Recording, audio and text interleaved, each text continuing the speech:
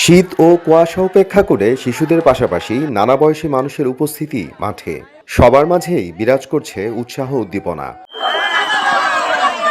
সভ্যতার ক্রমবিকাশ আর আধুনিকায়নের ছোঁয়ায় হারিয়ে যেতে বসেছে গ্রামীণ খেলাধুলা। বিলুপ্ত প্রায় সেসব খেলা আয়োজিত হয়েছে ফরিদপুরের মধুখালী উপজেলার আশাপুর সরকারি প্রাথমিক বিদ্যালয়ের মাঠে। বৃহস্পতিবার সকাল ৯টায় শিশুদের অংশগ্রহণে বিস্কুট দৌড় প্রতিযোগিতার মধ্য দিয়ে শুরু হয় গ্রামীণ খেলাধুলা। পরে আম কুড়ানো, মোরগ লড়াই, বেলুন ফোটানো, কলা গাছে ওঠা সহ নানা গ্রামীণ খেলায় অংশ নেয় শিশুরা। শিশুদের পাশাপাশি বিভিন্ন বয়সী ব্যক্তিরাও অংশ নেন রশি টানা, হাঁস ধরা, হাড়ি ভাঙা সহ নানা খেলাধুলায়। তবে এ আয়োজনের বিশেষ আকর্ষণ ছিল বাবার পা ধুয়ে দেওয়ার প্রতিযোগিতা। এমন ধরনের খেলাধুলায় অংশ নিতে পেরে এবং তা উপভোগ করতে পেরে খুশি শিশুরা। আর বয়স্করা বলছেন, এমন আয়োজনে শৈশবে ফিরে গেছেন তারা।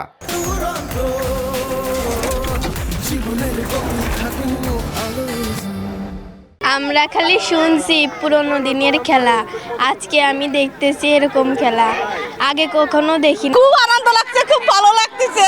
চাই যে আগামী বছর এরকম আবার খেলা হোক। আমাদের খুবই মজা লাগতেছে। আমরাও ছোটবেলায় এরকম খেলতাম, এরকম খেলাধুলা হতো।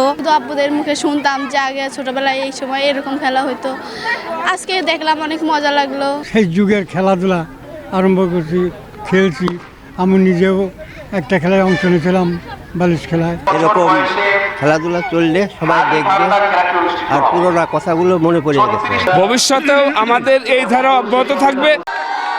প্রাণবন্ত এই আয়োজনের আয়োজক সামাজিক সংগঠন দারুস সুন্নাহ কল্যাণ সোসাইটি। তারা বলছে, তরুণ সমাজকে মাদক থেকে দূরে রাখতে এবং সম্প্রীতির বন্ধন অটুট রাখতে এই আয়োজন। মূল ব্যাপার হচ্ছে যে যতটুকু না প্রতিযোগিতা, তার চেয়ে একটা আনন্দমুখর পরিবেশটা সৃষ্টি করা। এই সমাজে বসবাসকৃত মানুষের মধ্যে ছেলে মেয়ে সকলের মাঝে একটা মানসিক বিকাশ ঘটানো, একটা সুস্থ বিনোদন, সুস্থ মানসিকতা সৃষ্টি করা, যেখানে ভ্রাতৃত্ববোধ বৃদ্ধি পায়, পরস্পর প্রতি সহানুভূতিশীলতা বৃদ্ধি পায়। মূলত আমাদের লক্ষ্য উদ্দেশ্য সেটা হলো যে হারিয়ে যাওয়া খেলাটাকে আমরা পুনর্জীবিত করার জন্য, এটাকে উদযাপন করার জন্য এবং সবার ভিতরে এক প্রকার বিনোদনমুখী যাতে হয়, সকলেই যেন পুরনো খেলাটাকে ধরে রাখতে পারে। শত শত দর্শকের উপস্থিতিতে মুখরিত ছিল এই আয়োজন। এমন ব্যতিক্রমী আয়োজনের ধারা অব্যাহত থাকবে, এমনটাই প্রত্যাশা এলাকাবাসীর। সময় সংবাদ, ফরিদপুর।